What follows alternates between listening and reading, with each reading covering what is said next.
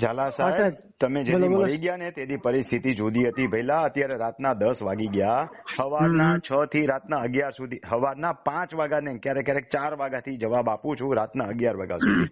તોય જી જી સાહેબ. પરિસ્થિતિ પૂરી નથી થતી જવાબ આપવાની.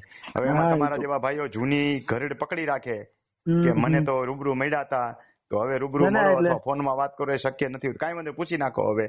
બાકી હવે એમ કહું છું કે આમાં જે અમે જે તે 1995 અમારો જે દસ્તાવેજ કેન્સલ થયો હતો ને સાહેબ, હમ. નામંજૂર થઈ હતી અમારી નોંધ, તો અમે પાછા RTS ની અપીલમાં નાયબ ન કલેક્ટરમાં ગયા હતા. કરાય, સિવિલ કોર્ટમાં જવાય. મેં તો તને વોટ્સએપમાં લખ્યું તો ખરું કે ક્યારે ક્યાં જવાય એ તો ખબર હોવી જોઈએ ને.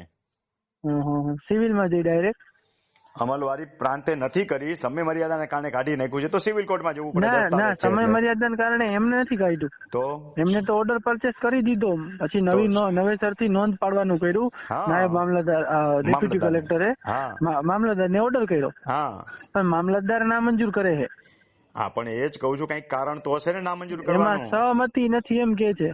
કોની સહમતિ નથી? એમના ભાઈઓની જે તે વખતે અમે જમીન લીધી એમાં 2-4 નામ હતા, સહી એકની છે એવું છે. એ તો એના હાલે ને, એકની સહી હોય તો હવે સિવિલ કોર્ટમાં જવું પડે દસ્તાવેજની અમલીકરણ માટે. પાછી મેં કીધું હજી અપીલ કરવું કે શું કરવું. ના કરાય, ના કરાય. પ્રાંતના હુકમની જયારે મામલતદાર ના પાડે છે તો સમજ્યા વગર તો ના ન પાડે ને. એ સમજી લો, એક વસ્તુ સમજો કે ઉપરી અધિકારી જયારે હુકમ કરતો હોય તો નીચલો અધિકારી સમજ્યા વગરનો તો ના ન પાડે. હા એ છે. કઈક ટેકનિકલ ફોલ્ટ તો હોય ને આપણો. એનો હુકમવારી કરવા માટે છેલ્લી સત્તા કલેક્ટરને છે, એટલે સોરી સિવિલ કોર્ટને છે.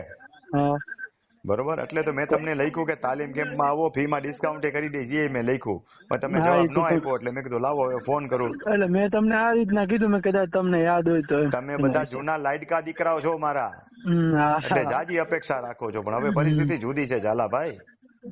એના હિસાબે તો મેં કીધું હવે તો આમાં સિવિલમાં જાવ કે, મેં કીધું હજી એક વરી પાછો ના ઓર્ડર. ના, ટ્રાય ન કરાય, સિવિલ કોર્ટમાં જવું પડે. હા, હવે અપીલ ના કરું. શું ફાયદો અપીલમાં વરી મેં કીધું કઈક કરે સાહેબ ને. કરી જુઓ એક ટ્રાય. એ તો મફત છે, ₹2 સ્ટેમ્પ થી પતે છે. હા, કરી જુઓ.